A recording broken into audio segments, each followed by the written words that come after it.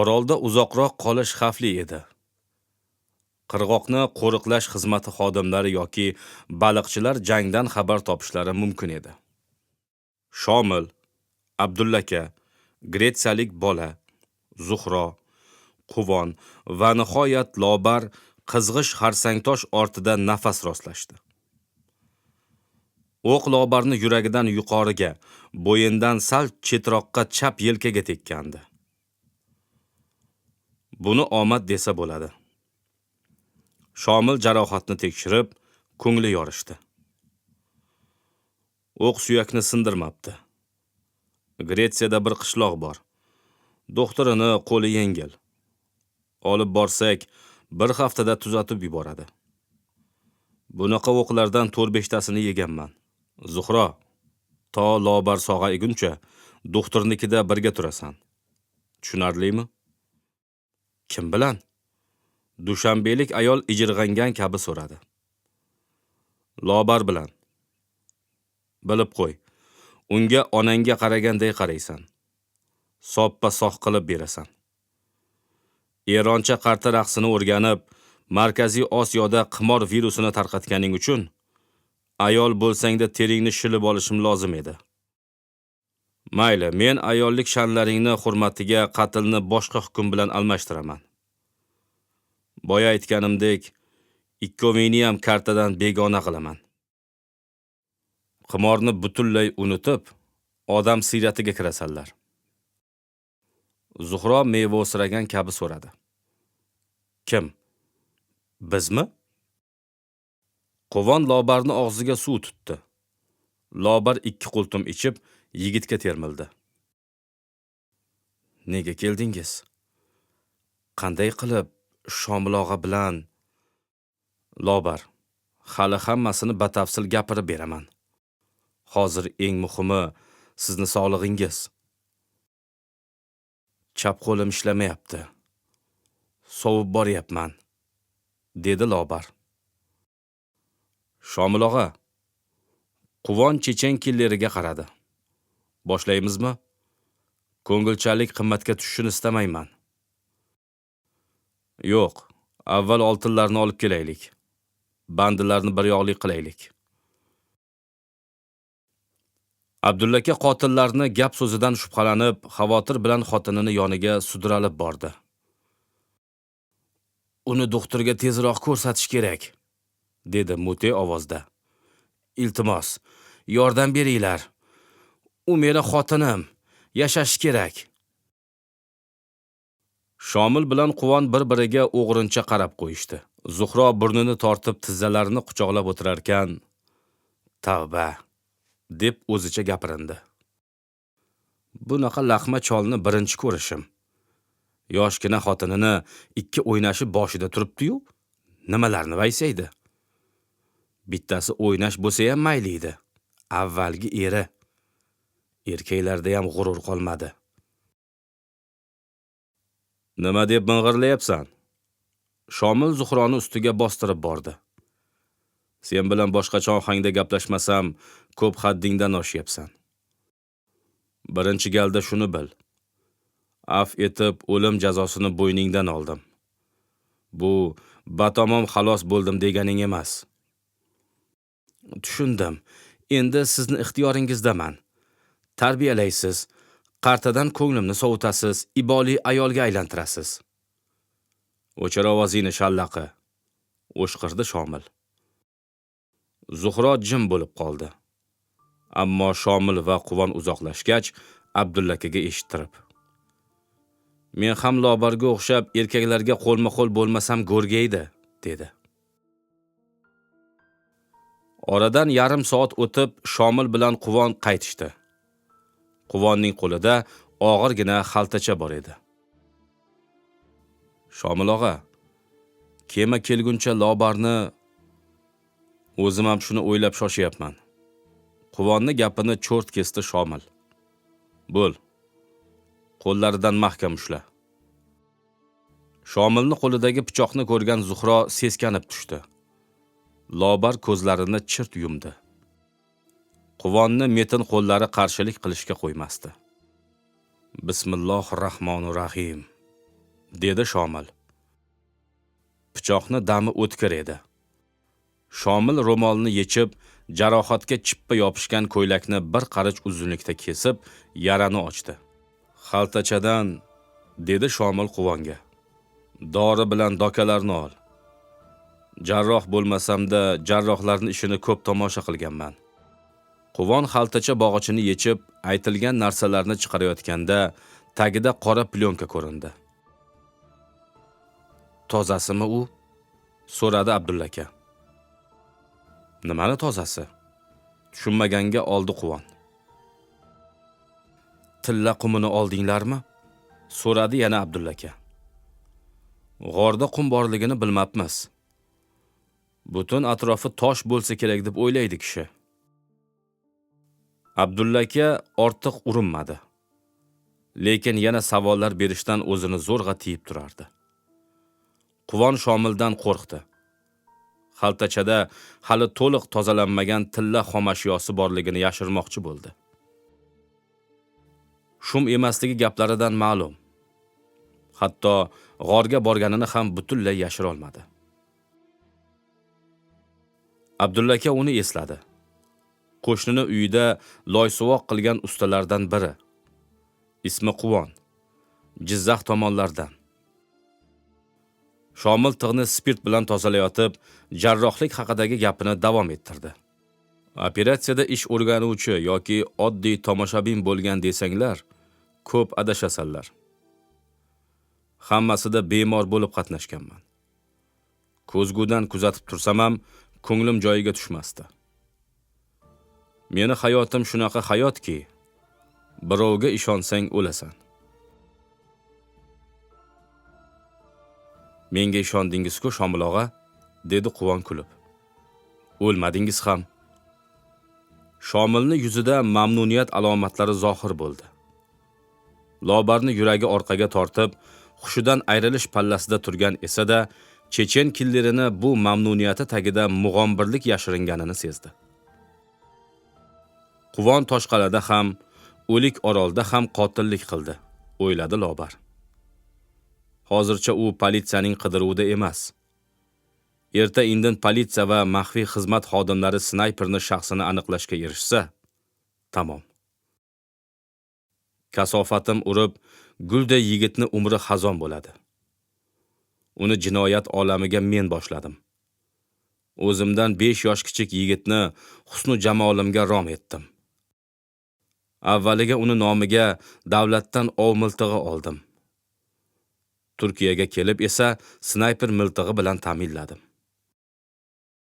Rossiyalik jallodni o'ldirishga buyurtma berdim. U yollanma qotilga aylandi. Ha, Quvondek sofdil, mehnatkash ustani katta jinoyatchiga aylantirdim, qo'ydim. Undan endi Shomil kabi o'limga mahkum kimsalar ham foydalanishyapti. O'zlarini tubsiz chog'iga tortib ketishyapti.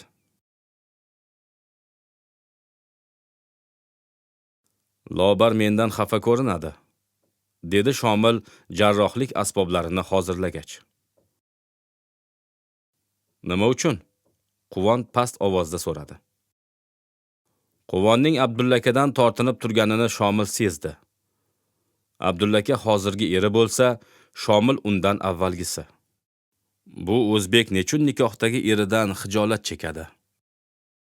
Balki Lobarni sevar. Sho'rlik Abdulla aka xotinini dastidan, ona yurtidan olisdagi la'nati orolchada jon hovuchlab, xorzor yuribdi. Yurtiga qaytgach, qimorboz xotinga taloq aytadi, bu pismiq. Ehtimol sudga ham berar. Yo'q, sudga berish kam uchraydi. Darrov boshqasiga uylanib jazolaydi Lobarni. Shomil jarohatni tekshirib, o'q qolib ketganiga ishonch hosil qildi. Lobar mendan xursand bo'lmaydi, dedi u. Buning sabablari ko'p. Qani o'g'lon, mahkamroq ushla. Birinchi sabab shuki, hozir men uni qattiq azoblayman. Qimorboz bo'lib, shunday kunlarga qolganiga 1000 marta afsus chekadi. Shomil keyingi gapini Quvonga shivirlab aytgani uchun Lobar eshitmadi. Umuman eshitadigan ahvolda emasdi. Badaniga tig' botdi-yu, hushidan ketdi. Shomil jarohatni kovlab, o'qni chiqarib oldi. Mo'jiza tufayli suyak sinmagan. Shomil o'qni tomosha qilib gapirdi.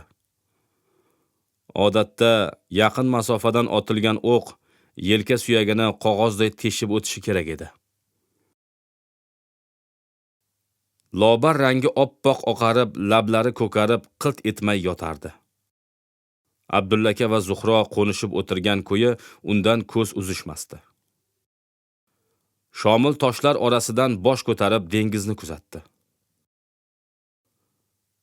Shamol kuchaydimi? So'radi Quvondan. Kuchayyapti. Tezroq jo'nash kerak. Kema kelsin. Nima, tog'orada suzib ketamizmi? Quvon mafiya yigitlari tayyorlagan o'tindan olib kelib, olov yoqdi. Choyshab keltirib, Lobarni ustiga yopib, to'pponchalarni o'qlay boshladi. Siz qayerdansiz, uka? Deb so'radi Zuhro undan. Juda tanish ko'rinyapsiz. Quvonni o'rniga Shomil dedi. Menga qara. U sendan ancha kichik. Ilintiraman deb xayolingga ham keltirma. Aytmoqchi edimki, o'lsang ham gapirib o'lasan chog'i. Yo xaltachadagi qumdan bir siqim beraymi? Og'zingga solib jim o'tirasan. Xaltachada tilla qumi borligini bilgan Zuhro ham, Abdulla aka ham ko'z uzolmayotganini ko'rgan Quvon, hamma gap qimorda emas, dedi. Qimor bahona, bularni kasali boshqa. Abdulla aka o'qituvchilikni tashlab savdoga o'tishi, boylik va shahvoniy istakda Lobarni qo'lini so'rashi Quvon nazarda tutgan kasallik ekanini fahmladi. Zuhro esa Quvonga alam bilan bir qarab qo'ydi. Nihoyat baliqchilar kemasi ko'rindi. Yordamchi qayiqda suzib, kemaga zo'rg'a chiqib olishdi. Suv sachragan Lobar ko'zini ochib, o'lik oroldan jo'nab ketishayotganini bilgach, ichidan suyundi. Hammasi tugadi deb o'yladi u. Men qimordan xalos bo'ldim. Endi qimor o'ynashga hech kim majbur eta olmaydi. Qimordan qaytaruvchi Shomil, Quvon bor. Aksincha, yirik qimor tashkilotchilari esa endi yo'q. Tanlagan yo'llari ularni to'g'ridan to'g'ri ajal qoshiga eltdi. O'g'limni ko'raman. Shomil albatta so'zini ustidan chiqadi. Qartani unutganimdan so'ng o'g'lim bilan uchrashtiradi. Uni menga qaytarib beradi. Boshqa turmush qurmayman. Quvon qishlog'iga qaytib, o'z tengini topadi. Men Parvizim bilan qolaman. Unga umrimni bag'ishlayman. Kema o'z sahniga so'nggi odamni olgach, qoyalar orasidan to'da kishilar chopib chiqishdi. Yo'q, ular shunchaki yugurishmayotgan edi. Oldinroqda jon jahdi bilan qochayotgan ikki kimsani quvib kelishardi. Lobar beixtiyor qaddini ko'tardi-yu, ayanchli tomoshaga guvoh bo'ldi. Qochayotganlarning birini tosh otib yiqitishdi. Boshini changallab tipirchilayotgan qochoqning ustiga haligi odamlar guv yopirilib, tepa boshlashdi. Ikkinchi qochoq murdalarni xatlab o'tarkan, tuyqus bir o'likka engashdi. Qo'lida to'pponcha paydo bo'ldi. To'daga qarata o'q uzdi. Bittasini qulatdi. Ta'qib etuvchilar dahshatli qichqirishib, qurolli kimsa tomon chopishdi. To'pponcha o'qini yana bir zaif tovushi eshitildi. O'q tugadi. To'pponchani uloqtirgan qochoq dengizga qochishga urindi. Ammo so'yil ko'targan odam yetib oldi-da, boshiga urib yiqitdi. Olomon quturib, qochoqni ustiga tashlandi. Alamlaridan chiqquncha tepkilashdi. Zalvorli tepkilar va ora-sira tushayotgan temir so'yillar zarbidan odam bolasi tugul fil ham omon qolmasligi muqarrar edi. Shomil toshdek qotib qolgan kemadagilarga mazkur xunrezlikni izohladi. Bular g'orga qamab qo'yilgan yangi zamon qullari. O'ldirilgan 2 kimsa jinoiy to'dadan. Quvon qoyalar orasiga joylashib olgach, men kulba va g'ordagi mafiyozlarni xushdan ketkazib, qo'l oyoqlarini bog'lab kelgandim. Qullarni darrov ozod qilmadim. Axir otishmaga xalaqit qilishi mumkin edi. Undan ham yomoni bekorga o'qqa uchib, qirilib ketishlari mumkin edi. Quvon ikkimiz xaltachani va dori-darmonni axtarishga borganimizda, mafiya yigitlarini qo'l oyog'ini bir oz bo'shatdik. Qullarga panjarani buzish uchun arra berdik. Hayot-mamot masalasini ularni o'zlariga ko'ndalang qilgandik. Hozirgina ko'rdinglar. Mafiya yigitlaridan ikkitasi qutulib ketmoqchi bo'ldi. Biroq nachora. Qasos haq, o'lim haq. Lekin siz, o'rtoq Abdulla aka, dedi Shomil. Hamma qurollarni terib olmagan ekansizda. Yo'q edi. Hamma joyni qarab chiqqandim, dedi Abdulla aka qo'rqib. Mazam bo'lmadi. Meni kasalxonadan o'g'irlab ketishgan. Buni nima daxli bor? Ko'zingiz ko'rmaydimi? Yuragim chaynaldi Abdulla aka. Ha, to'g'ri, kuldi Shomil. Yuragingiz ko'r. Bu juda yomon. Juda yomon. Qarang. Sizni dastingizdan mafiya yigiti sheriklaringizdan ikkitasini otib tashladi. Xudo ko'rsatmasin, avtomatni unutib qoldirganingizda qullarni hammasi o'lib ketardi. Uzr, qul deb yanglishyapman. Ular qul emas. Qul aksincha mafiyaning o'zi. Mafiya hech qachon erkin bo'la olmaydi. Mafiya a'zosi ozodlik nimaligini umrbod bilmay o'tadi. Shomil butun diqqat e'tiborini Abdulla akaga qaratib, uni tergov qilayotgandek, hademay jazolamoqchidek sekin yaqinlashardi. Abdulla aka ortiga tisarildi. Shu payt Lobar suv so'radi. Shomil qayrilib qaraganida Quvon suvli idish qopqog'ini ochmoqda edi. Lobarga aslo munosib emassiz, dedi Shomil Abdulla akani yoqasidan barmoq uchlari ila ohista turtib. U betakror ayol. Agar peshonasiga sizdek va birinchi eridek noshudlar bitmaganda edi, u bu yerlarda yurmasdi. Lobar haqiqiy o'zbek ayoli. Men Italiyada ham, Gretsiyada ham, Turkiyada ham u haqda mana shunday gapirganman. Eshitganlar, qo'ysangchi, qimorboz ayol haqiqiy ayol hisoblanmaydi deyishdi. O'rta Osiyo haqida tushunchaga ega ayrim shaxslar Lobarni g'irt afsonaga chiqarib qo'yishdi. Go'yo Lobar hayotda yo'q emish. O'zbeklardan bunaqa qimorboz chiqmas emish. Qanday achchiq gap-a? Qanday achchiq haqiqat. Shu vaqt kemani kuchliroq chayqalishi ikkovini qaltiratib yubordi. Gapim dengizga ham yoqmadi. Qismatim kabi har tomonga otib o'ynamoqchi. Abdulla aka, men xursandman. Sitsiliya ustidan g'alaba qozondim. Endi Lobarni asl holiga qaytarishim kerak. Abdulla aka unga merovsirab qaradi. Dastavval hech vaqoga tushunmadi. Lobarni nega asl holiga qaytarmoqchi? Shu damgacha u boshqa Lobar edimi? Lobarni asl holiga qaytarishim kerak, takrorladi Shomil plashini yoqalarini ko'tarib. U juda ham yaxshi ayol. Ikkimiz ham o'z vaqtida u bilan birga yashaganmiz. Endi esa yo'q. Ikkimiz ham kechirib bo'lmas xiyonat qildik. Kema sahniga talpinayotgan to'lqinlar Abdulla akani yuz ko'ziga suv purkadi. Yara bosgan qovoqlari yumilib ketdi. Shomilning gaplarini yurak hovuchlab tinglayotganini, ichki dunyosida qo'rquv va tirik qolish ilinjidan o'zga tuyg'ular yo'qligini darrov payqash mumkin edi. Nega buncha gezarib turibsiz? Dedi Shomil baland ovozda.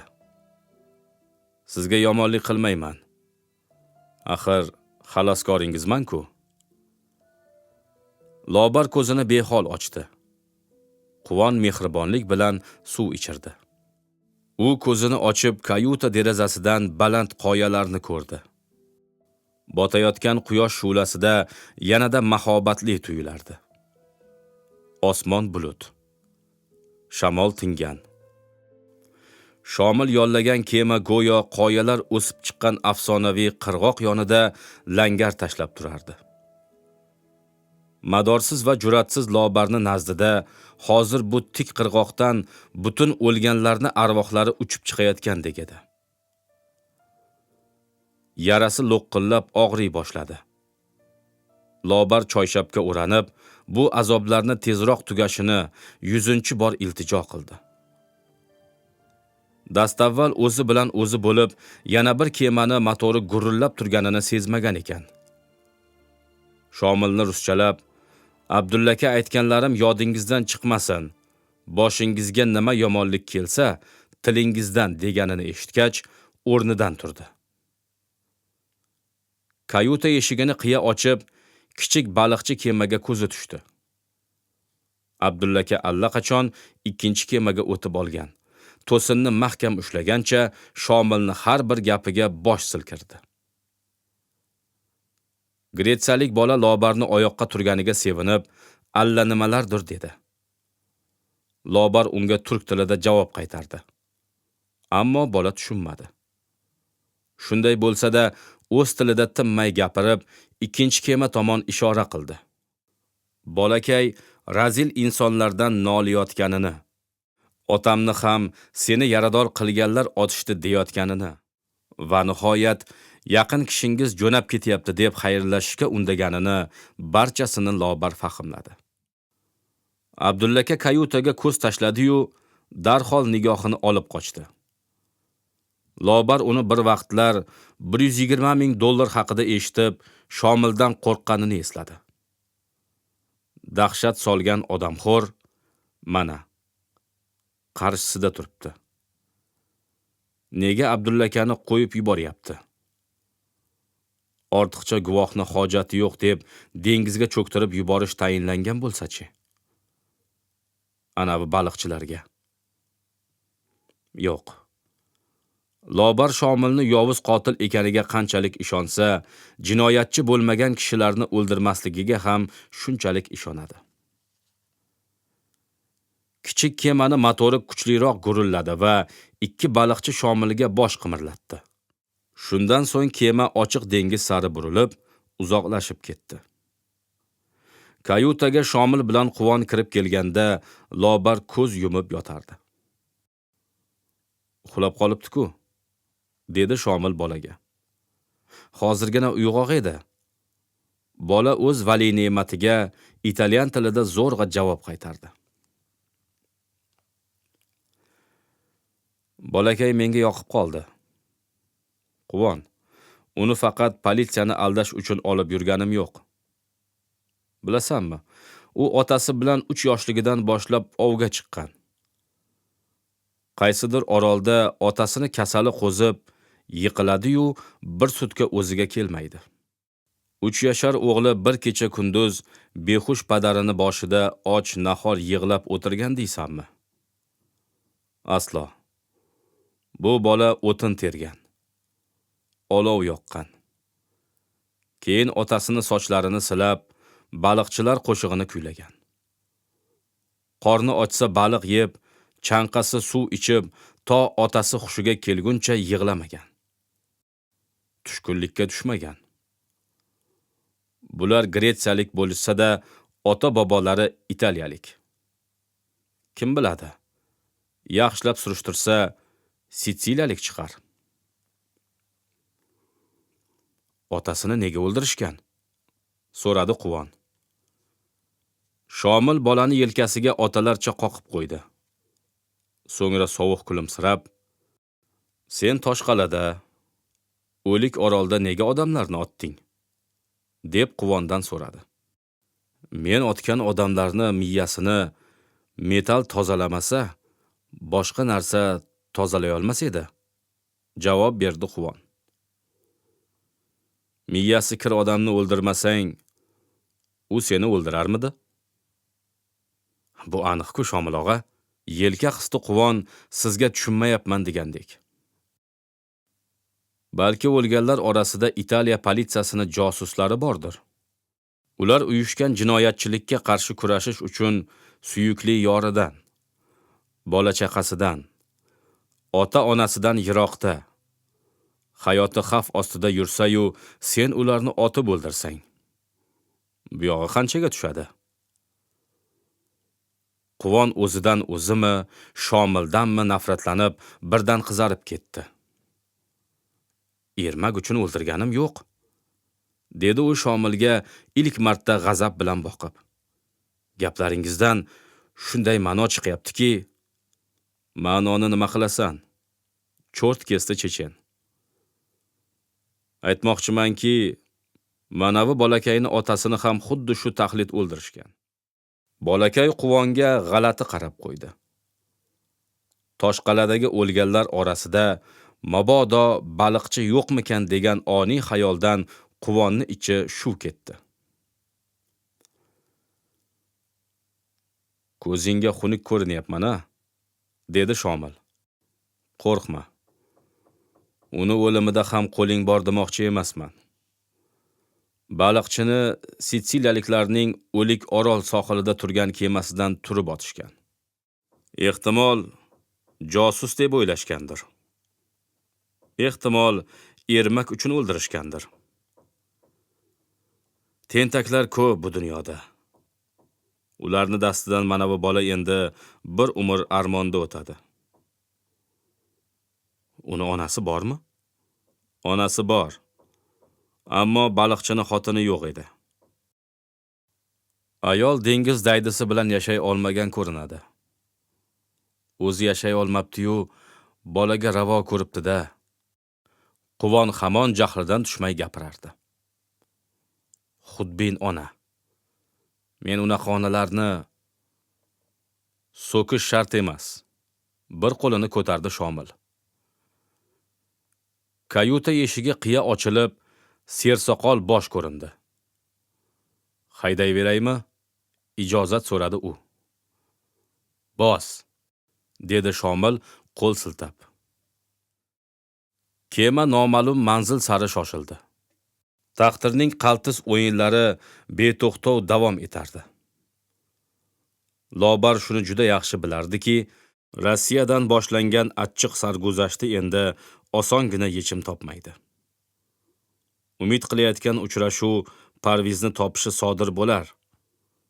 Ammo Lobarning jinoyatlari, yirik to'dalarning kirdikorlariga guvohligi uni boshiga balo bo'lib yog'iladi. Nahotki shuncha voqeadan so'ng Lobar xotirjam yashab yura olsa. Haqiqatni anglagan Shomil shu vajdan ham Lobar va Zuhroni qo'yib yuborishni istamagandir. Qarta ustasini ko'nglidan qartani chiqarib tashlash oson kechmasa kerak. Bunda Lobar qiynaladimi, Shomilmi, yolg'iz yaratganga ayon edi. Yarim kechasi kema suzishdan to'xtadi. Kuchli projektor yorug'idan Lobar uyg'onib ketdi. Ovoz kuchaytirgichdan notanish tildagi kishining ovozi eshitilgach, bildiki, nihoyat ularni politsiyaga aloqador qandaydir kema to'xtashga majbur etdi. Lobar o'tirmoqchi bo'ldi.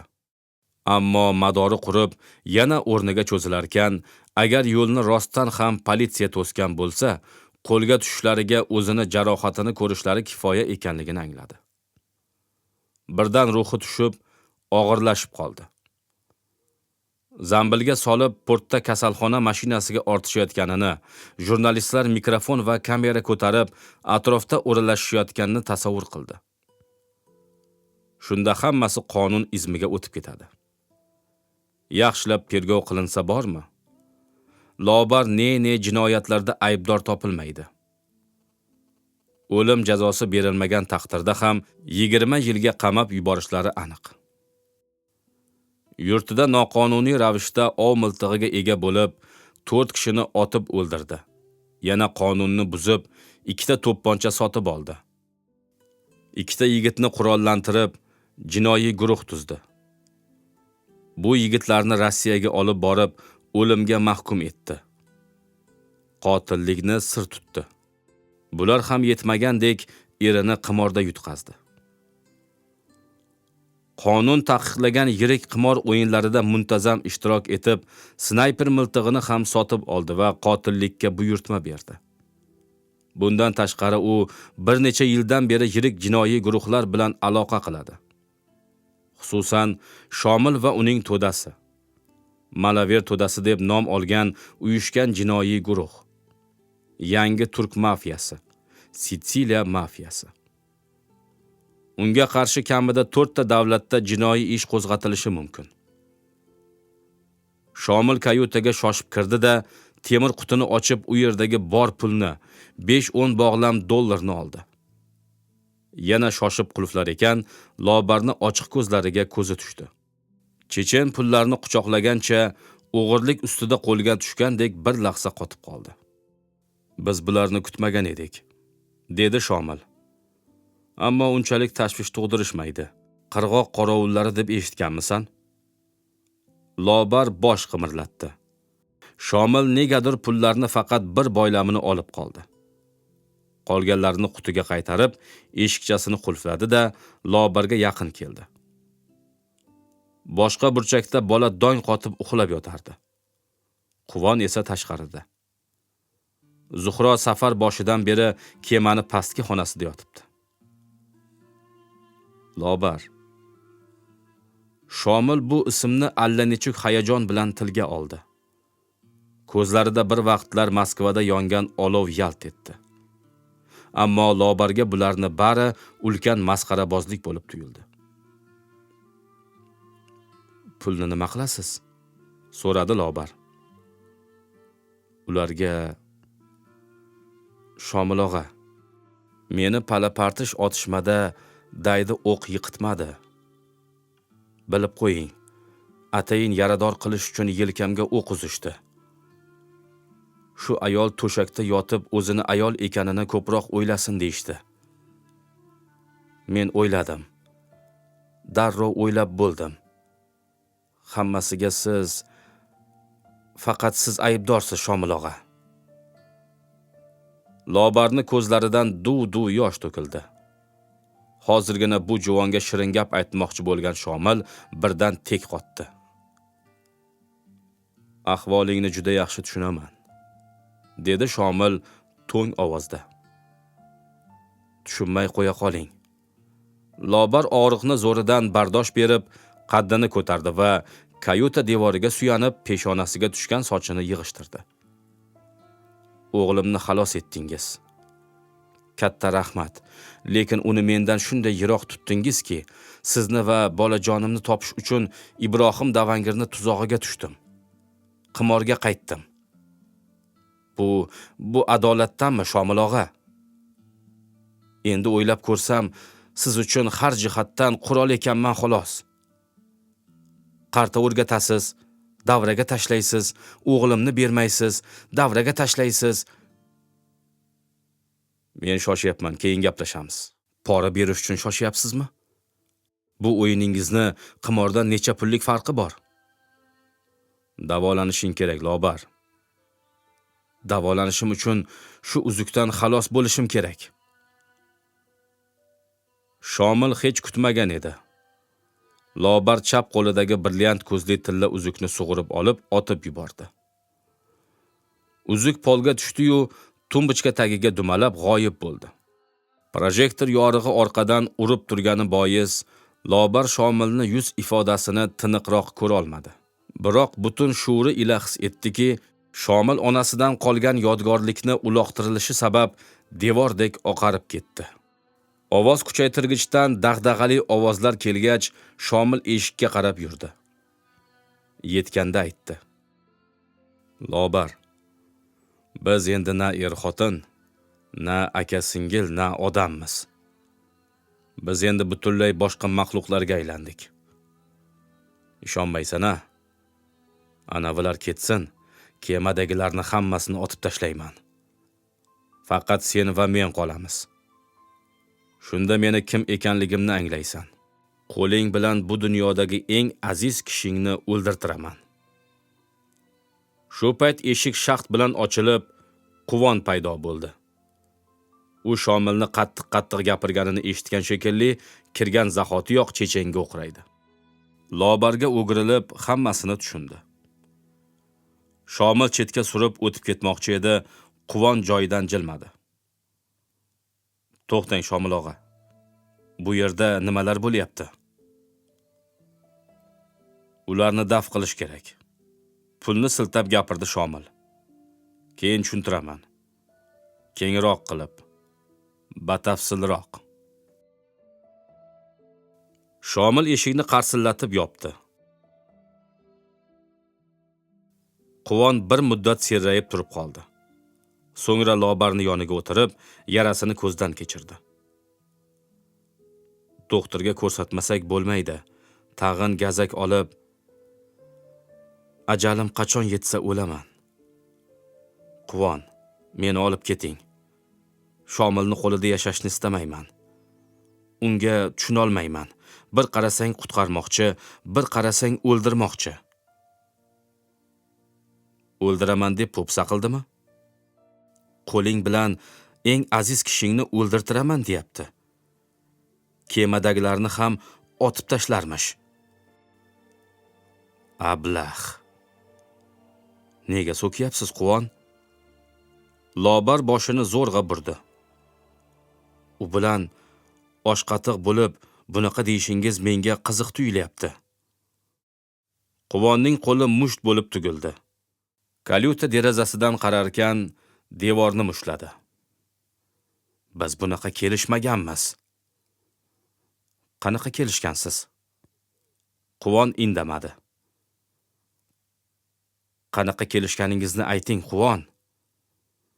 "Yo'q. Umuman olganda kelishmaganman", dedi yigit va birdan tiz cho'kib, Lobarni sog' qo'lini ushladi. "Olib keting deb etimni jimirlatib yubordingiz. Shomil sizga yomonlik qilmaslikka so'z bergandi. Bu ishlarga bosh qo'shishimni sababi sizni qutqarish edi. Ammo sizga nima bo'ldi?" so'radi Lobar. Shu topda Quvonni gaplari almoyi-jalmoyi tuyuldi. "Hech nima. Faqat Shomil boshqacha hukm chiqarib yubordi. Biz birgalikda sizni qutqarmoqchi edik." Quvon o'rnidan turib, kalyutani u burchagidan bu burchagiga zir qatnab, miyasida charx urayotgan fikrga halovat bermoqqa urindi. Kemani chayqalishidan muvozanat yo'qotib, tumbuchkaga suyanib qoldi. "Lobar", dedi ovozi titrab. "Yosh boshim bilan 10 ga yaqin odam o'ldirdim. Hammasini uzoqdan otdim. Ular chog'dagi so'nggi kalimasini, ko'zlari olayib, tillarini g'arch tishlab jon berishlarini ko'rmadim. Esingizdami? Menga snayperlikni ilk marta taklif etganingizda odamni olisdan otib o'ldirish ko'p vahshiylik talab etmasligini gapirgandingiz. Endi bu fikringizni rad etaman. Insonga o'q uzishdan masofaga qarab yovuzlik belgilanmaydi. Siz yovuz emassiz, Quvon. Hamma gap shunda-da", dedi Quvon kuyunib. "Sizni bulardan to'liq xalos eta olmayman. Yuzma-yuz o'ldira olmayman. Yo'q, endi uzoqdan ham." Yo'lni to'sgan kemani motori gurillab sekin uzoqlasha boshladi. Projektor nuri ham g'oyib bo'ldi. Shomil kayutaga qaytib uf tortdi. Ketdi, dedi u goh Lobarga, goh Quvonga tikilar ekan. Ikkovlari ham g'ing demadi. Shomil kayuta eshigini ochib chaqirdi. "Oy, Pavel, bu yoqqa kel." Zum o'tmay sersoqol kishi kirib, Chechenni qarshisida qo'l qovushtirdi. "Biz hozir qayerdamiz?" so'radi Shomil. "Aytgan manzilingizga hech qancha mil qolmadi, ser." "Xitlar yana bezovta qilishmaydimi?" "Bezovta qilish ham gapmi?" dedi sersoqol. "Kayutadan boshlab ostki xonagacha, hattoki kemani suv ostki parragini ham tekshirishadi." Turk tilida qiynalib gapirayotgan bu odamni gaplarini Lobar zo'rma-zo'raki tushundi. "Tarjima shart emas", dedi Shomil. "Menimcha hamma tushundi. U holda quloq solinglar. Kemadagi barcha qurol-yarog'larni suvga tashlashimiz kerak. Bironta to'pponcha ham qolmasin. Qora xaltachani kema motorchasini ichiga berkitamiz. It baribir qumni hidlab topolmaydi. Hujjatlarni bir ilojini qilamiz." "Dengizda hujjat bahonasi quruqlikdagiga nisbatan osonroq", dedi Pavel. Lobar masalasi qoldi. Shomil jarohatga sinchiklab qaradi. "Ochib qaytadan bog'laymiz. Kiyimlari ustidan yomg'ir po'sh ham kiygizib qo'yamiz. Ko'rgan odam istimalab, behol o'tirgan ayol deb o'ylaydi." "Bir narsaga e'tirozim bor", deya Pavel Shomilga qo'rqa-pisa boqdi. "Nega shuncha qurolni suvga tashlashingiz kerak ekan? Bitta to'pponchaga odamni ichi achiydi. Kalashnikov, Winchester, snayper miltig'i, Makarovlarni aytmaysizmi? Bitta o'q." Shomilga kemachini o'zbilarmonligi yoqmay, "Bitta o'q hammamizni go'rga tiqadi", deb baqirib berdi. Pavel cho'chib tushdi, ammo ming'irlashni qo'ymadi. Suvga tashladi nima, orolga ko'mdi nima? Orolga ko'mgan ma'qulroq. "Yana qanaqa orol?" "Biz Atilla orolchasi yaqinidan suzib o'tyapmiz, ser", dedi kemachi. "Odam yashaydimi?" "Yozgi villa bor xolos." "Qorovul?" "O'ldiramiz, ser." Odamini yollagan ekanman-ku", deya Shomil eshikka yurdi va "Ruxsatimsiz hech kim o'ldirilmasin", dedi. "Birovni ham, o'zinglarni ham." Quvon yutindi. Gapirishga og'iz juftladi-yu, bosh qashidi. So'ng yana og'iz ochdi. "Shomil og'a", deyishga jur'at etdi. Chechen eshik tutqichini ushlagan holda to'xtadi. "Shomil og'a, men Lobarni olib ketishim kerak." "Kimi bo'lasan? Qarindoshimi, erimi, yo boshlig'imi? Ayt, u senga kim?" "Men uchun aziz ayol." "Men uchun ayblanuvchi." "To'g'ri, hukumat emasman, lekin necha yildirki o'zimni mustaqil shaxs deb his qilaman. Har qanaqa davlat va uyushmalarga tobe bo'lmagan mutlaq alohida shaxsman. Ya'ni o'zim armiya, o'zim xalq, o'zim sud. Odam davlat, odam imperiya, shoh ham o'zim. Fuqaro ham. Quvon, bugun sen Shomilistonga xizmat qilding. Buning uchun munosib taqdirlanasan. Biroq qimorda ayblanib, davolanishga hukm qilingan mahkumani ozod qilishimni so'rama. Bunga urinma ham. Aks holda menga qarshi terrorchilik harakati sodir qilgan kimsa hisoblanasan. Bu o'lim jazosi degani." taqdirlanish deb zar qumlarni nazarda tutyapsizmi? Shaxsiy hisob raqamingga o'tadigan 120 ming dollarni aytyapman, dedi Chechen mag'rur holda. Tillani olib keta olmaysan. Birinchi postayoq qo'lingga kishan urishadi. Menga pulingiz kerak emas, dedi Quvon. Senga kerak bo'lmasa, Lobarga berasan. Uni bo'ynida ancha qarz borligini bilasanmi? Buni butun dunyo biladi. Xuddi o'sha harom pullar uchun Lobarni sarson sargardon qilib yuribsiz. Shomil og'ir tortdi. So'ng eshikni ochib, Quvonga imladi. Yigit tobora g'azabga to'lib, bo'g'riqib bormoqda edi. Palubada gaplashaylik, do'stim, dedi Chechen. Tushuntira olmadim-da. Sen esa, Lobar, bolani uyg'ot. Uzukni topib tursin. Shundan so'ng Lobar Quvonni ko'rmadi. Taqdir kemasi qayoqqa suzyapti? Lobar bilmas edi. Dengiz va orollarda, sohil bo'ylarida chor atrofdagi davlatlarni huquq targ'ibot idoralari nechun o'z vazifasini bajarmayapti? Bu ham qorong'u edi. Ehtimol kemachilar o'z ishini piri bo'lib ketgandir. Kim biladi? Balki Shomil men odam imperiyaman deb qaddini urayotgani yolg'ondir. Aslida u O'rta Yer, Egey, Adriatika va Marmar dengizi havzalarida hukmronlik qiluvchi ulkan uyushgan jinoiy guruhlarni bir zarrasidir va homiylari ko'magida qo'lga tushmay yurgandir. O'ziga ishongani uchun ham ikki ayolni Gretsiyadagi qishloqlardan biriga olib borib, qarta afsunlaridan xalos etmoqchidir. Quvon uni yo'rig'iga yurib, hech vaqo topmadi. Qo'li qonga botib, hayoti xavf ostida qoldi.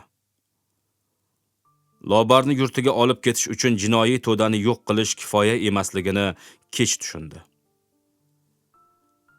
Kema qumloq sohilga yaqinlashib, langar tashlagach, sovqotgan Zuhro kayutaga kirdi. Qo'lida termos bor edi. Kurushkalardan biriga choy quyib, Lobarga uzatdi. Qayerga keldik? So'radi Lobar ko'z ochmay. Bir orolcha yaqinida to'xtadik. Kemadagi qurollarni qayiq qortishyapti. Quvon hammi? Bilmasam, uni ko'rganim yo'q. Lobar yana inqillab qaddini ko'tardi. Sog' qo'liga tayanib, bir oz siljidi. Kayuta burchagiga bosh qo'yib, kurushkaga ko'z tashladi. Choymi? Ha, dedi Zuhro qo'rslik bilan. Ol, qo'lim og'rib ketdi. Ikkovi issiq choyni xo'plab icha boshlashdi. Kema bir maromda og'ir vazmin chayqalib turar, dengiz shovullar, nimadir g'ichirlar, bola har zamonda bir g'inshib qo'yardi. Dedi Zuhro bir vaqt. Hayot shu ekan-da. Sen kim eding-u, men kim? Bir etak bolaga qarab, erni ishdan qaytishini poylab o'tirmaymizmi? Voy, kul olmayman. Jag'imni sindirdi. To'ng'iz qopkur. Lobar o'lik oroldagi kulba oldida Zuhroni mush deb yiqilganini ko'z oldida jonlantirib, ichida kulimsiradi. Tavba. Ayol zoti uchun erkakni mushtidan oyog'i osmondan kelib yiqilishi qanday sharmandalik. Qiyomat. Ha, qiyomat belgisi. Ayolning qimorboz bo'lishi-yu erkaklar bilan bir davrada qimor surishning oqibati. Yana deng, u xiringlamoqchi. Uyimda o'tirsam bo'lmasmidi demoqchi. Go'yoki bir juvon faxsh yo'liga kirib, fohishalik orqasidan tanilsa-da, kun kelib labini cheti bilan kulib, fohishalik qilmasam ham bo'lar ekan desa, unga qanday ko'z ila qaraydilar? Mazax qilayotgani shu emasmi? Lobar endi u bilan adi-badi aytishni istamadi. Choyidan xo'plar ekan, Akmal aka qayerda o'ldi? deb so'radi. Moskvada. Esingdami, o'shanda og'ir ahvolda yotgandilar. Qaytib turmadi. Qayerga ko'mdinglar? Dushanbega olib bordik. Tobutni aeroportdan mashinaga ortib, uyga kelgunimizcha tumonat odam to'plandi. Hammani boshida do'ppi, ayollar oq ro'molda. Shuncha qarindoshlari borligini bilmagan ekanman. Izzat ikrom bilan dafn etishdi. Dushanbeda bir oy gap bo'ldi. Akmal Qartabozni Moskvada urib o'ldirishibdi. Yonida faqat ikkinchi xotini bo'lgan ekan. Chechenlar bilan katta boylik ustida talashib qolishibdi. Meni yangi mullo deb yeru ko'kka ishonmay kaftlarida olib yurganlarini aytmaysanmi? Ering o'lsa, shunday o'lsa-da. 1000 marta tavba kuya, Akmal akam o'lib, bir obro' topdimki, hech baloga o'xshamaydi. Yo'ling buzilganini bilmaganda ular. Yo'lim buzilgan? Qaysi ma'noda aytyapsan? Bitta ma'nosi bor, dedi Lobar. Ayolni yo'li buzilishi erkaklar bilan yurib ketishi degani. Zuhro qo'lidagi choyni to'kib yubormaslik uchun ehtiyotlanib kuldi. Gavdasi silkinib, ovozi uzuq yuluq chiqdi. Jag'im sog' bo'lganida bir mazza qilardim, dedi. Shu kunlarda ko'p kulyapman, ish qilib oxiri baxayr bo'lsin. Lobar, marhum eringni rashk qilyapsanmi? Ha, u bilan yurdim, tan olaman. O'zing ham ko'rganding-ku. Buni ushlab olish deyishadimi senlarda? Qog'ozga o'rab gapirilsa shunday deyishadi. Aslida suyg'oyoq marazlarni jirkanch qiriqlari. Bo'ldi, tushundim. Unaqa so'zlarni men ham bilaman. Lekin meni yo'li buzilgan deb bo'lmaydi. Chunki birinchi ering, ya'ni Ma'rufjon nikohlab olmoqchi edi. Yo'li buzilgan qiz juvonlarni har doim kimlardir nikohlab olmoqchi bo'lishadi. Ammo barchasi ko'zbo'yamachilik bo'lib chiqadi. Lobar jarohatini simillab og'rishidan lab tishladi. Zuhroni oldida ingrashni istamas, illo nechundir raqibini quvib solishni ham xohlamas edi. Xudodan qo'rqmadingiz-a? dedi Lobar birdan Zuhroni sizlab. O'zidan 15-16 yosh kichik juvonni sensirab gapirishiga qulog'i ko'nika boshlagan Zuhro ajablanib qaradi. Xudodan qo'rqaman. Lobarxon, nega unaqa deysiz? dedi u. Gapi hissiz, soxta va ko'pchilik to'tiqushlardek takrorlaydigan jumlalardan iborat ekanligini o'zi ham sezdi. Tushunarli. Lobar ko'zlarini yumdi. Oradan ko'p vaqt o'tmadi. Tashqarida erkaklarning so'kinishlari eshitildi. So'ngra kayutaga Shomil kirib keldi. Yuz qo'lini sochiqqa artib, Zuhrodan so'radi. Ahvoli qanday uni? Zuhro lab burdi va iddao bilan ko'p xavotirlanishga hojat yo'q. Hamma joyi butun, deya javob berdi. O'tgan yillarni esladik. Choy ichdik. Hatto menga pand nasihat qilmoqchi ham bo'ldi. Quvonni so'ramadimi? Quvon degan ismni eshitgan zahoti Lobar bir qimirladi. Zaifgina ingrab dedi. Uni chaqiringlar. Qani? Shomil bolani oyoq tomoniga o'tirib esnadi. Charchoq va uyqu o'z hukmini o'tkazayotgani ayon edi. Kema motori gurillab, olg'a intilgach, behol chayqalgan Shomil dedi. Lobar, bir manzilga yaqinlashyapmiz. Aytganimdek, faqat Zuhro ikkovlaringni olib ketaman.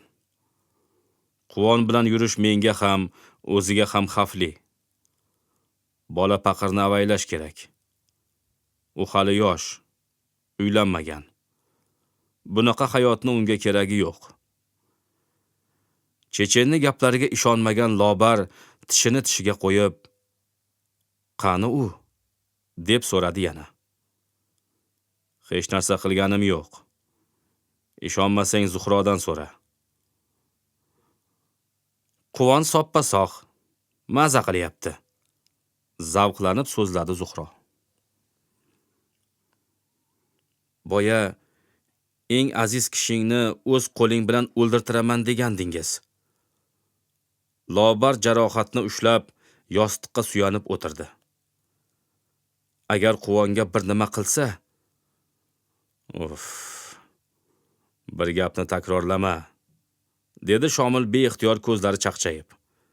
So'ng darhol so'lg'in qiyofaga kirdi. Uzuk qani?" Lobar yostig'i tagidan uzukni olib, Zuhroga uzatdi. Zuhro Shomilga tutgan edi, olmadi. "Bizni xoli qoldir", dedi u Zuhroga. Dushanbelik qimorbozni yuzi burishib ketdi. Ming'irlagan ko'yi kayutani tark etdi. "Quvonga jin ham urmaydi", dedi Chechen. "Ulushiga ham xiyonat qilmayman. Tiyin-tiyinigacha u yoqda. Ona yurtida bankdan oladi." "Quvon yurtga ketdimi?" "Ha. Ering bilan oldima-ketim borishadi. Uy-uyiga." Garchi Lobar ishonmagan bo'lsa-da, ortiq tortishuvni istamadi. Biroq Shomil va Quvonni tanishuvi uni qiziqtirardi. Shuning uchun so'rashdan o'zini tiya olmadi. "Quvonni qachondan beri taniysiz?" "Quvon meni Toshqal'adagi voqeadan buyon taniydi deb o'ylaydi. Aslida u ancha vaqt avval qora ro'yxatga tushgan." "Ancha vaqt avval? Qora ro'yxat?" ajablandi Lobar. "Sababini bilasan?" "Bilmayman." "Bilmaysan-a? Ko'zimga tik qarab aytchi. Uni qanday hunari bor?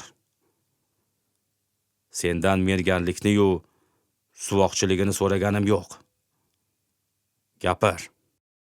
"Har bir yigitni 3-4 xil hunari bo'ladi. Men bilmagan haligi bordir." Chaynaldi Lobar. "Xalqaro miqyosda", ta'kidladi killer. "Nimani so'rayotganingizni tushunmadim, Shomil og'a."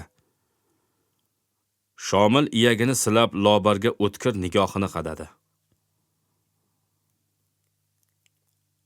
"Quvon qora qarta raqsini meros qoldirgan kampirni singlisini shaxsan tanigan." Lobarni yuragi sanchdi. Rang tusi oqarib borayotganini his etdi. Quvonni 100 ta siri bo'lsa, 99 tasi gugurt cho'piga ham arzimas edi. Samarqandda Zarema kampirni singlisidan qarta sabog'ini olganidan boshqalarni bexabar bo'lishi esa yigitga ajaldan o'zga hech narsa keltirmasdi. Lobarni boshiga tushgan savdolarga barcha qimorbozlarni yengish usuli, qora qarta raqsini afsungar qartabozlaridan meros qilib olgani sabab bo'ldi. Quvon o'rgangan usul esa shubhasiz Lobarnikidan 10 chandon kuchli, shartli ravishda oq qarta raqsi deb nomlangan usul edi. Chechen kampirini qartadan nafaqat o'z uyi kuygandi, balki yuzlab kavkazliklarni baxtiqaro qilib go'rga tiqqan edi. Singlisi butun umrini qora qartaga qarshi kurashishga bag'ishlab, 40 yil deganda oq qartani yaratdi. Umrini so'nggi yillarida bu usulni Quvonga o'rgatganini hech kim bilmaydi deb o'ylagan Lobar, Shomilni gapidan bejiz ang-tang bo'lmadi. "Bunda seni ham xabaring bor", davom etdi Shomil. "U ham qarta o'yinini meros qoldirdi. Xuddi opasi o'z hunarini Anna Sergeyevnaga qoldirgandek. Biroq Quvon qartadan harom yo'lda foydalanmadi. Deyarli hech kim bilan o'ynamadi. Yaqinda bildim. Oq qarta deganlari qimorga qarshi qimor o'yini ekan. Biz esa Quvonni o'limga mahkumlar ro'yxatiga yozib, salkam 1 yil kutdik. Biz deganingiz boshqa imperiyalarmi? Lobar kinoyanomi so'radi, lekin Shomil zarracha o'zgarmay javob berdi. Pul uchun imperiyaga eshakdek xizmat qiluvchi kimsalarni goho biz deb gapiraman. Ming afsus. Ming afsus, dedi Lobar ham. Seni Turkiyaga ikkinchi bor kelishingni hech ham kutmagandim. Yaqinda politsiya bilan hamkorlik qilgan xotinni qaysi ahmoq xalqaro qimorga taklif etadi deb ishonmagandim. Quvonga kelsak, u rostdan ham sen o'ylagan odam. Portda qora mehnat qilib, $300-400 ishlash uchun kelgan edi. Qimorboz ekanligini sir tuta oldi. Men unga yana bir marta ishondim. Ibrohim Davangirni mehmonxonasiga serqatnov bo'lib qolgach, ko'zimni kattaroq ochdim. Bilasanmi? Men uni qayerda uchratdim? Toshqala yaqinidagi daraxtzorda. Ne ko'z bilan ko'rayki, mendan 50 qadam narida snayper kaftdek namoyon bo'lgan toshqalani poylab yotibdi. U yaxshi otar ekan. Bunaqa vaziyatda faqat armiya saboqlari yetarli emas. Quvonni politsiyaga tutib berishni pesh qilib, O'lik orolda ham qotillik qilishga majburlagansiz. Bu nima deganing? Shunaqa iflosmanmi? Eshit, u hech narsaga majbur emas edi. Sen lomlim demasdan Misrga jo'nab qolganingdan so'ng Quvon o'zini qo'yarga joy topolmadi. Aksincha shaxsan aytdim. Yoshiga ekansan, uyingga ketaver. Bu yog'i bilan o'zim shug'ullanaman. Yo'q. Yigit hayotingga ilhaq bo'ldi. Hatto seni o'ldirib yuborishgan degan xayolga ham bordi. Keyin unga yo'l ko'rsatdingiz. Shunday emasmi? Shunday, dedi Shomil. Qo'rqma. Buning uchun Quvondan haq olmayman. Va'da qilganimdan ulushini beraman.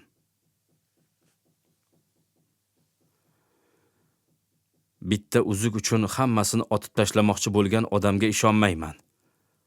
To'satdan Lobarni ko'zlariga yosh quyilib keldi. Eng aziz kishingni deb o'g'limni nazarda tutdingiz-a? Nega? Nega meni pichoqsiz so'yasiz? Shomil, yuragingni bo'shat. O'z oilasini halokatiga sababchi bo'lgan gumroh bandani istaganingcha qarg'a degandek qarab o'tirardi. Bu birinchi marta jahl ustida gapirishi emasligini Lobar juda yaxshi esladi. Shunday qilib, Quvonni kemadan g'oyib bo'lishi sirligicha qoldi. Lobar tobora holdan toyib borayotgani vajidan dod solib, uni topib berishlarini so'rashga kuchi yetmasdi. Gretsiya sohiliga yaqinlashganida batamom hushini yo'qotdi. Oradan bir necha kun o'tgandek edi go'yo. Butun olam allanechuk osudalikka cho'mgan, faqatgina kaminda chirsillab olov yonardi. Lobar qayerga kelib qolganini bilolmay atrofga alangladi. Oq to'shakda jarohati toza bint bilan bog'langan holda oq kiyimda yotardi. Uy ichi turklarnikiga o'xshab ketardi. Xayol o'tmay Zuhro o'tin ko'tarib kirib keldi. Kaminga o'tinlarni tashlarkan, qo'lini olovga tutib, bir oz isindi. Tuzukmisan? Deb so'radi u Lobarga qaramasdan. Rosa uxlading. 2 kecha-yu 2 kunduz. Tong otdimi? Tong? Axir kun botyapti-ku. Qo'lini ishqaladi Zuhro. Qish bu yerda boshqacha bo'lar ekan. Menga yoqdi. Qayerdamiz? Rossiyada, dedi Zuhro. Rossiyaga hech ham o'xshamayapti. Shu payt eshik ochilib 2 kishi kirib keldi. Biri Shomil edi. Lobar uni darrov taniy olmadi. Ikkinchisi istarasi issiq notanish odam bo'lib, yoshi 60larni qoralab qolgandi. "Salom alaykum", dedi notanish kishi jilmayib. Uni keyingi so'zlarini Lobar tushunmadi. Shomil mo'ylov qo'ygan, sochini kalta qilib oldirgan, kostyum shim, oq ko'ylak va bo'yinbog'da notanish kishini gapini tarjima qildi. "Yarang tez kunda bitadi. Meni qo'lim yengil. Sohibjamol ayollarni ayniqsa tez davolayman deyapti." Lobar bosh silkidi. Shundan so'ng doktor yarani ochib qaytadan bog'ladi. Shomil choyni Zuhro ichirishni aytsa-da, doktor qo'yarda qo'ymay o'zi ichira boshladi. Ko'p o'tmay qaynoq sho'rva ham keltirildi. Doktor allanimalar deb o'rnidan turdi. Qo'lida mashina kaltini o'ynagan Shomil, "Biz yarim soatda qaytamiz", dedi Zuhroga. "Sho'rvani o'zing ichir. Hech qayoqqa chiqma.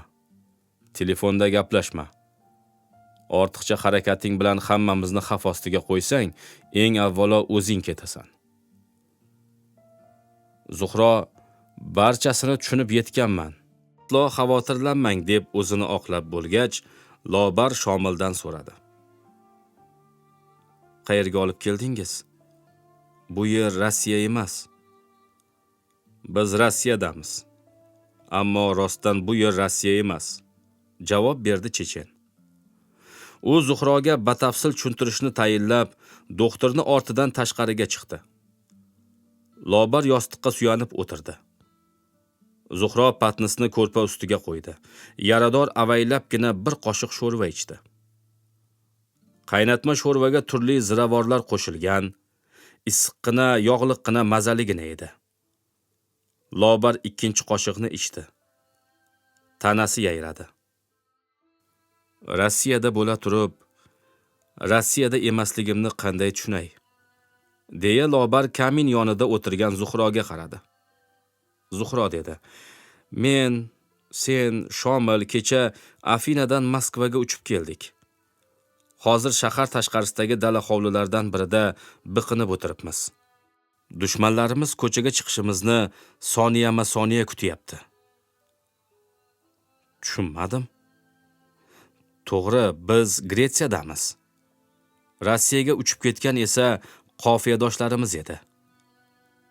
Hammani nazarida hozir Rossiyadamiz. Bizni o'sha yoqda kuzatishyapti. Ana shunaqa Lobarxon. Lekin bitta narsadan qo'rqaman. Qiyofadoshing senga shunchalik o'xshaydiki, vaqt soati kelib sen haqiqiy Lobar ekanligingni isbotlay olmay qolishing mumkin. "Isbotlab nima qilaman?" dedi Lobar. "Qiyofadoshim Rossiyada Shomil og'ani nag'masiga o'ynab yuraversin. Menimcha, taqdir yo'llarimiz kesishmaydi." "O'g'lingchi?"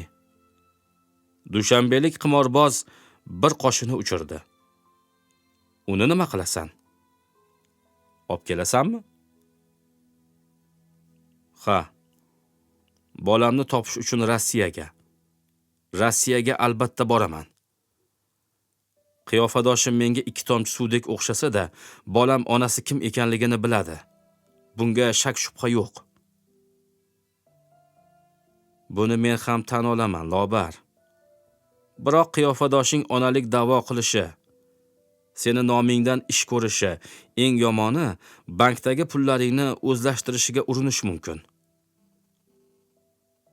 Lobar charchab ketgan vajidan ko'zlarini yumib uf tortdi. Xayolidan o'tkazdi. Onalik da'vo qilishi nimasi? Meni qidirishayotgan bo'lsa, darrov hibsga olishlari mumkin. Qiyofadoshimni men deb o'ylashsa-chi? Uni Lobar deya qamashsa, Parvizni onasi menman deya olmayman. Bu Lobar menman degani-ku. "Nega uf tortasan?" dedi Zuhro. Bir chorasini o'ylab top. Qiyofadoshing burgani ko'zini o'yadiganlar xilidan. Zuhro opa, bank hujjatlari o'zimda. Pullarim ham ko'p emas. Dugonamni fohishaxonadan qutqarib olishga ancha pul sarflab qo'yganman. Zuhro kosov bilan o'tni jo'nashtirarkan, o'zicha kulib boshini sarak-sarak qildi. Sendan boy xotin bormi, Lobar? Dedi hasad bilan. Qaniydi o'rningda bo'lib qolsam. Qanaqa boylik axir? Shuncha vaqt millionerlar davrasida qimor o'ynading. Ketma-ket g'alaba qozonding. Egnimga bitta ko'ylak olganim yo'q. Lobar qoshiqni o'ziga yaqinlashtirib, yana kosaga qaytardi. Azbaroyi boylik uchun o'ynaydi desangiz, yanglishasiz. Sizni yo'rig'ingiz boshqa, meniki boshqa.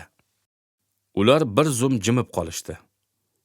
Olovga termilib zerikkan Zuhro kaftini qoqib Lobarni yoniga keldi. Sho'rva mazali bo'ptimi? Ha, maqtasa arziydi. Unda men ham ichaman. Ikki ayol kechki ovqatni yeyishib, sho'rvaxo'rlik qila boshlashdi. Zuhro oshxonadan turli tuman pechene va shokoladlar keltirib qo'ydi.